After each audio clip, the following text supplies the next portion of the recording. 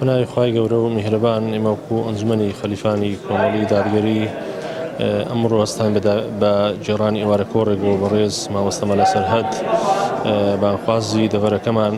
خوای گەورە پاداشتی بداتەوە بە دوای ئێوارە کۆڕەکەمان بە پێویستمان زانی مامۆستایان ڕیسپیان و ئەندام وولایەنگران بە بۆنەی هاتنی جێژنی ڕەمەزانی پیرۆزەوە داوینکردنی قاتی جێژن بەسەر بەڕێزیاندا و لێرەوە دەستخۆشی لە خێرخوازانەکەین کە هەموو کاتەکان هاوکارمان بۆ ئەنجامدانی ئەو پرۆژانە ئەنجامدانی ئەو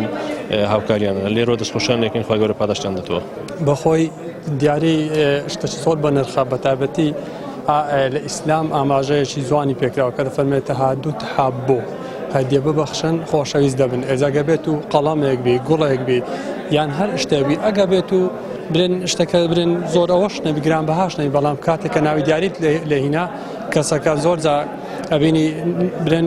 معارضە لەوەی کەواگری بابرێن وەنیا کاتێککە ناوی دیاریت لێهینا یەکسەر کەویتە سەر تۆک لە ئەو قسەیەک چونکە تەهاتو تەحابۆ فەرمودەی پێغەمبەری خوا صلی الله علیه و سلم گومانیشی تێدانی کە فەرمودەی پێغەمبەری خوا صلی الله علیه و سلم بریتیە لە خۆشەویستی و تەبای و لایەتی و تشتی زۆر جوانە بەڕاستی. بسم الله والصلاة والسلام على رسول الله وعلى آله وصحبه ومن والاه. بيشتي دسخوشتان لإكم لو كنا على برزتان ودسخوشتان لإكم لو هديو دياري بنرخو برز أجر هديو دياري كم يجبي مادام هدية هذا الإنسان بنرخي بزاني وباهي في بدهرك بيغم صلى الله عليه وسلم أفرمي تهادو تحابو يعني بيسناك حدثك الشبكينوا دەستخۆشیتان دووبارە دەستخۆشتان لە ئەکەن لە ئەو هەدیە جوانە و هەدی بە پێزە لە کاتی خۆیتی و ئەگەر پارچە قماشێکی بۆکو قاتە